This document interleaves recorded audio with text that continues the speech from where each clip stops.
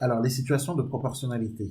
Il faut qu'on retienne l'essentiel ici, hein, dans les situations de proportionnalité. Il faut penser qu'une situation est proportionnelle lorsque l'on peut multiplier les termes, par exemple, 3 fois plus ou 3 fois moins, 4 fois plus ou 4 fois moins, etc. Donc, je disais ici que si une recette est pour 4, hein, pour 4 personnes, et qu'on veut cuisiner pour 12 personnes, c'est-à-dire 3 fois plus de personnes, bah, alors les quantités seront 3 fois plus importantes. Il faudra donc 3 fois plus de quantité, hein. Oui. Et on disait que il y a des situations qui ne sont pas des situations de proportionnalité.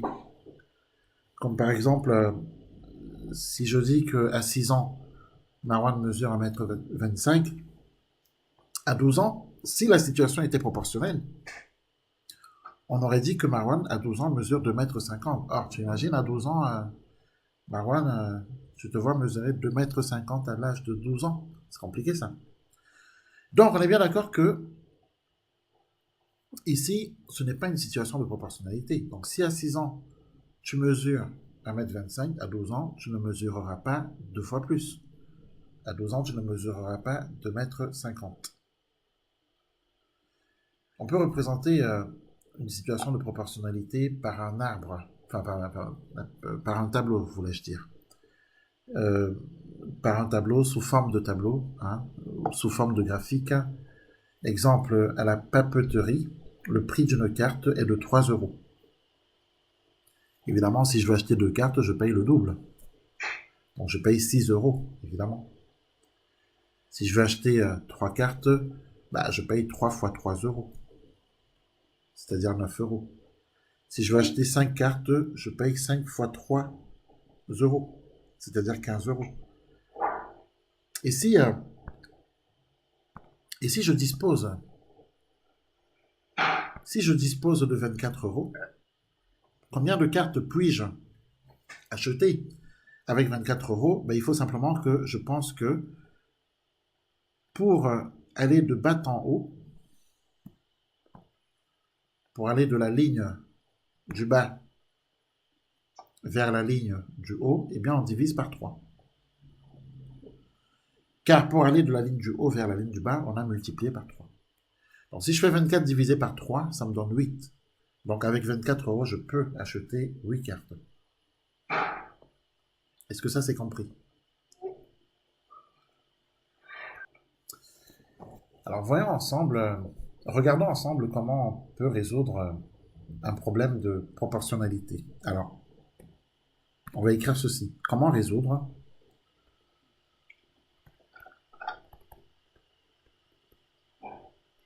un problème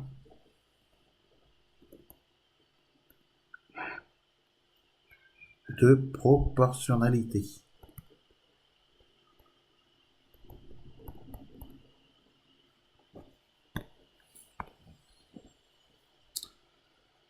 Alors, considérons l'énoncé suivant. Pour réaliser un gâteau,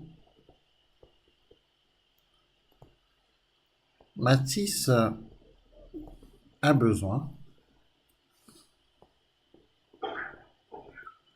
de 200 grammes de farine pour 4 personnes.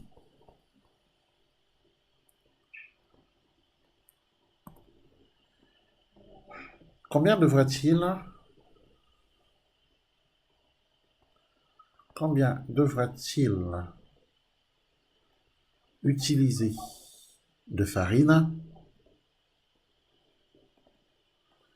pour 8 personnes, c'est-à-dire pour 2 fois plus de personnes?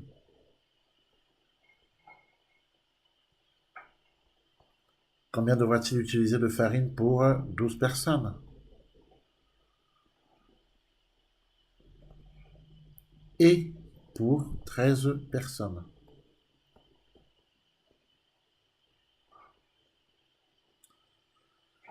Voilà, donc ici, ce qui est important pour nous, c'est de comprendre comment on fait hein, de regarder comment on fait, de comprendre. Euh, Évidemment, euh, étant donné qu'il faut 200 grammes de farine pour 4 personnes, il paraît évident que pour 8 personnes, il faudra le double. Hein, il faudra 2 fois plus de farine, n'est-ce pas? Oui. Il faudra combien de grammes de farine pour 8 personnes? Bah, 400 grammes. Bah oui. Donc, on peut écrire que pour 8 personnes, il faut 2 fois plus.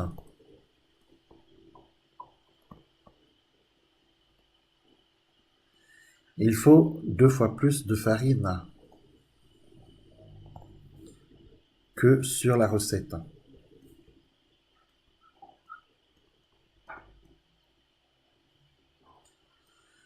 Pensons que 4 fois 2, c'est égal à 8. Donc, donc il faut 200 grammes, hein, bien entendu, multiplié par 2, c'est-à-dire 400 grammes.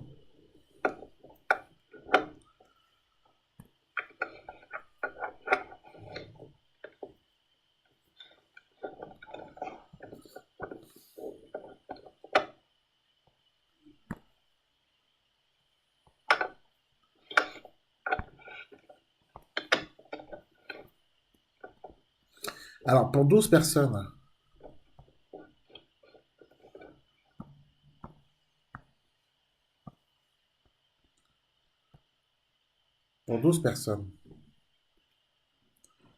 est-ce qu'on est d'accord que on peut... Alors, 12 personnes, c'est 4 personnes plus 8 personnes, est-ce qu'on est d'accord? Donc, du coup, on peut, par exemple, additionner les résultats qu'on connaît, parce qu'on a vu que pour 4 personnes, on sait que pour 4 personnes, il utilise 200 grammes. On vient de voir que pour 8 personnes, il utilise 400 grammes. Donc pour 8 personnes, pourquoi pas additionner ce qu'il utilise pour 4 et ce qu'il utilise pour 8, c'est-à-dire 200 plus 400, ce qui nous fera 600 grammes, par exemple. N'est-ce pas? Donc tu peux aussi, hein, bien entendu, additionner. Alors, on peut te dire, tu peux additionner les résultats que tu connais.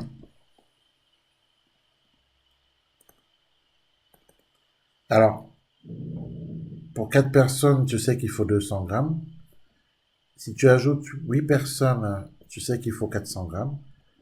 Et comme 4 personnes plus 8 personnes, ça fait 12 personnes, bah pour 12 personnes, il faudra 600 grammes. Voilà, on peut faire ça comme ça. Mais on aurait pu aussi se dire, voilà, pour 4 personnes, il faut 200 grammes. Or, 12 personnes, c'est 3 fois 4 personnes. Donc, pour 12 personnes, il faudra 3 fois 200 grammes, c'est-à-dire 600 grammes. Bon, on aurait pu aussi utiliser la multiplication. Alors, maintenant, on nous demande pour 13 personnes. Hein, pour 13 personnes, euh, on peut par exemple se demander, on peut par exemple chercher à savoir quelle quantité de farine sera nécessaire pour une personne. Hein. Parce que on connaît la quantité de farine nécessaire pour 12 personnes. C'est ce qu'on vient de trouver. Pour 12 personnes, il faut 600 grammes. D'accord? N'oublions pas que pour une personne, pour 4 personnes en tout cas, il faut 200 grammes. Du coup, il faudra 800 grammes de farine pour 13 personnes. Ah non. Pour 4 personnes, il faut 200 grammes. Donc pour une personne, il faut 50 grammes. Est-ce qu'on est d'accord? Oui. Si pour 4 personnes, il nous faut 200 grammes, alors est-ce qu'on est d'accord que pour une personne, il nous faudra 50 grammes, c'est-à-dire 200 divisé par 4? Oui. Bah, alors, si pour une personne, il faut 50 grammes de farine et que pour 12 personnes, il faut ce qu'on vient de trouver, c'est-à-dire 600 grammes. Pour 13 personnes, quand on fait le bilan pour 13 personnes, il faudra combien de grammes? Il faudra, 250 bah grammes. oui, 650 grammes. D'accord? Bon, on va écrire ça. On va écrire ça. Alors, il faut penser que pour une personne, d'accord? Pour une personne, 50 grammes de farine sont nécessaires. D'accord? 50 grammes de farine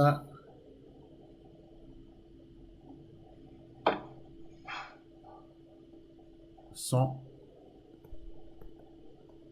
nécessaires. D'accord? On sait que pour 12 personnes, hein, c'est ce qu'on vient de trouver,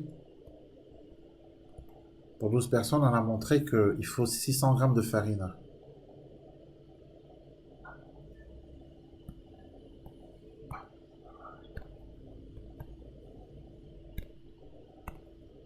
Donc, on utilise 600 grammes de farine. D'accord? Bah, donc pour 13 personnes, hein, il suffit de faire l'addition.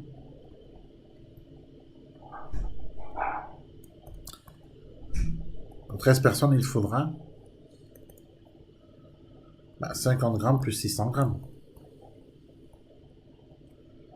Soit 650 grammes de farine.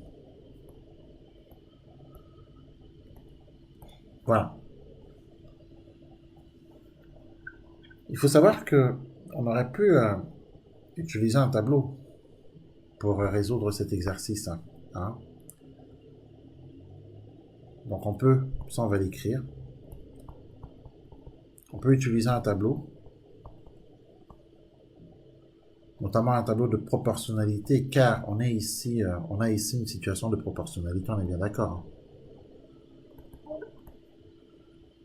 Pour résoudre ce problème.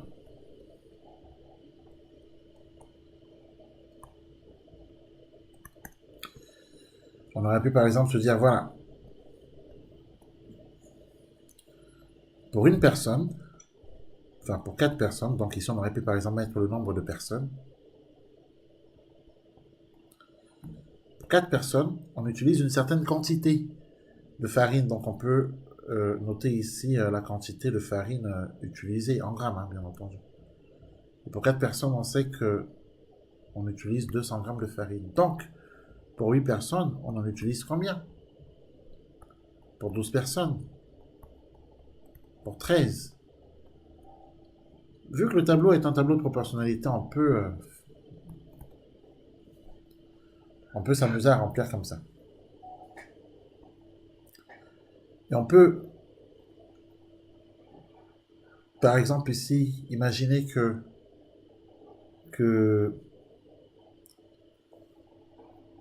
pour aller, par exemple, de 4 à 8, là, pour aller de 4 à 8, on a multiplié par 2. Donc, on multipliera par 2 pour aller de 200 à la valeur qui est là. Donc, ça va faire 400. D'accord?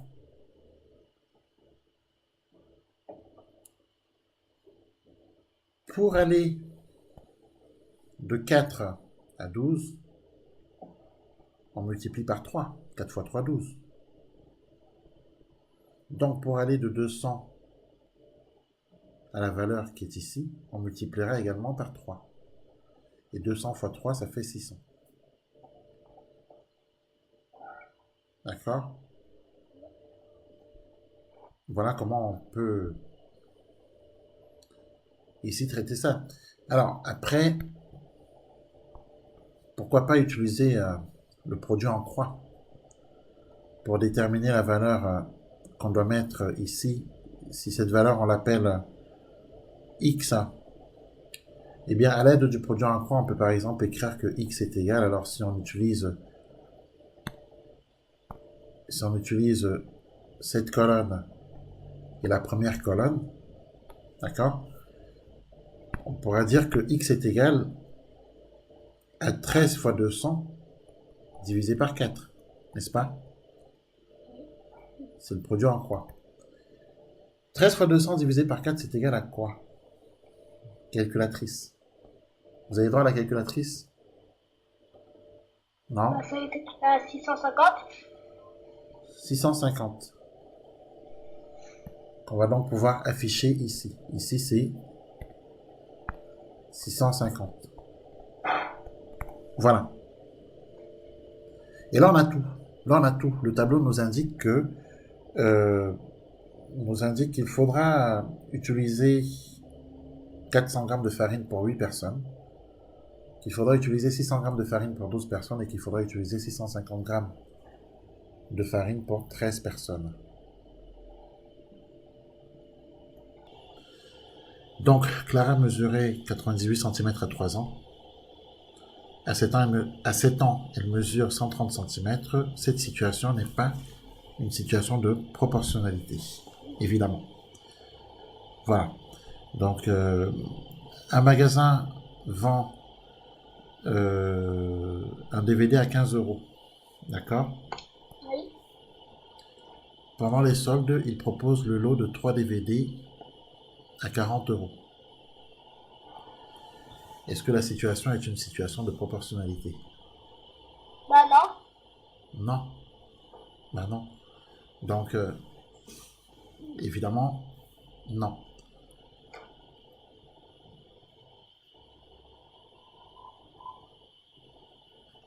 Pour un gâteau de 6 personnes, on utilise 3 œufs. Pour 12 personnes, il faut 6 œufs. Est-ce que la situation est une situation de proportionnalité? Oui. Pourquoi? Parce que tu peux faire ça, c'est à la 12. Parce que, On fait 6 fois 3, c'est égal à 12. d'accord, très bien. Donc, effectivement, la situation est une situation de proportionnalité. On est bien d'accord.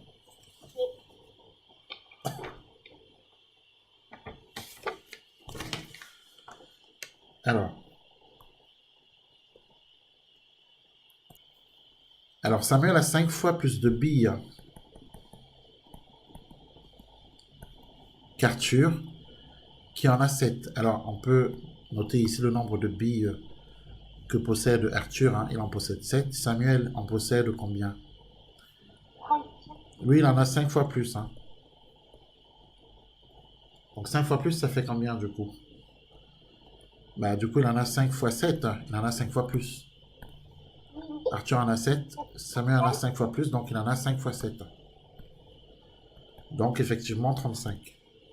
Est-ce qu'on est d'accord? Donc, la bonne réponse, c'est bien sûr 5 fois 7. Julie, petit b. 5 plus 7. Julie a 5 poupées. D'accord? De plus que Marie qui en a 7. D'accord? Alors, Marie en a 7. Julie en a 5 de plus qu'elle. Donc, Julie en a 7 plus 5. Est-ce qu'on est d'accord? Donc, la bonne réponse, c'est 7 plus 5. En effet. OK? Oui.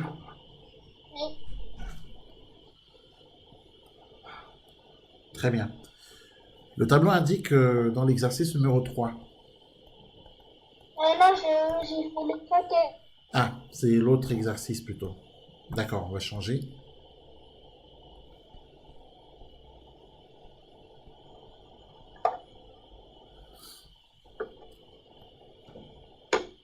Alors, on fait l'exercice numéro 6.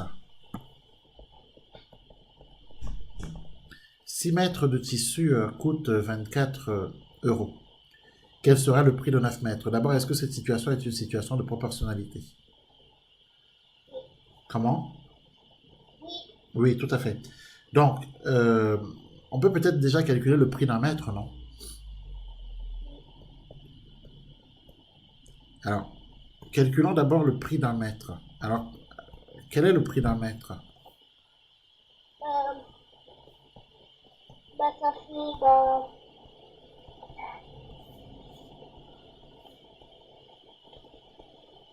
euh, ça coûte 4 euros.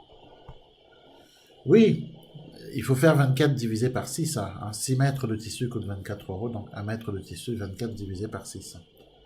Donc effectivement, si on fait donc 24 divisé par 6, on trouve 4. D'accord? Et ensuite, il faut multiplier ce prix de 4 euros par 9, puisqu'on veut le prix de 9 mètres de tissu. N'est-ce pas? Oui. Donc, puis multiplier ce prix par 9. Du coup, on a 9 fois 4, 36 euros du coup. Hein. Donc on peut dire que 9 mètres de tissu coûte 36 euros. On aurait pu faire aussi un tableau de proportionnalité.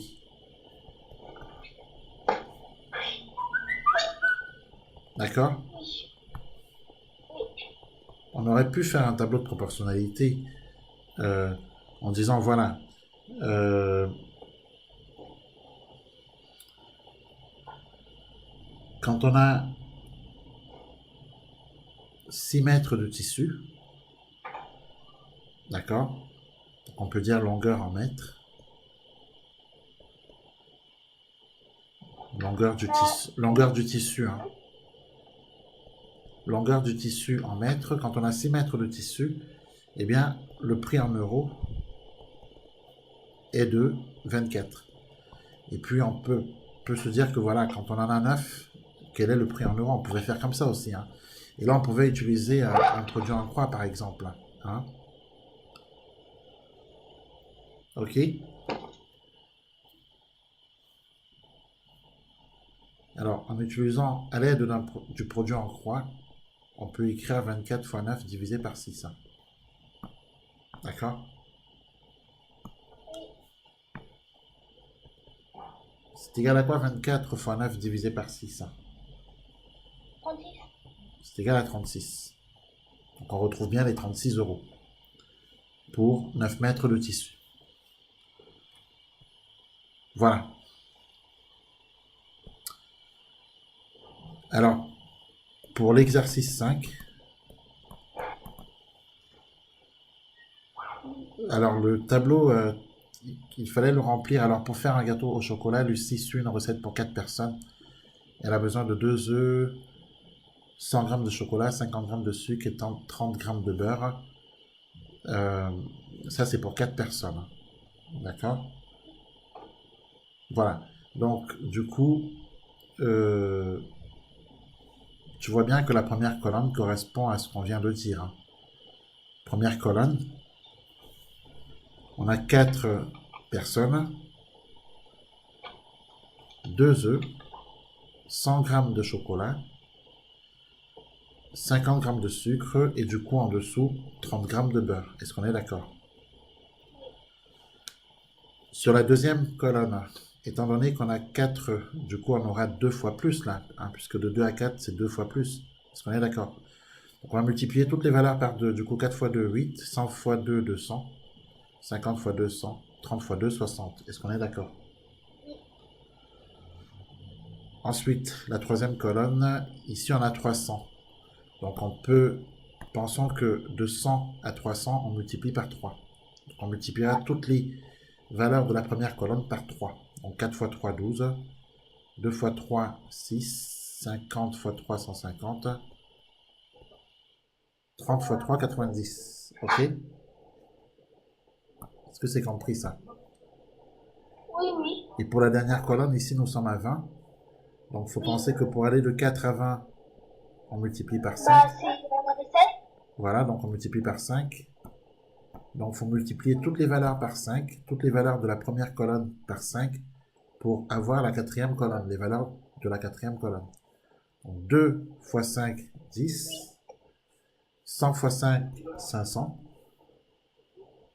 50 fois 5, 250. Et puis 30 fois 5, 150. Voilà. Et de cette façon, on remplit notre tableau. OK? Oui, c'est bon. Très bien. Bon, ben, on se retrouve au prochain cours. Au revoir. Euh,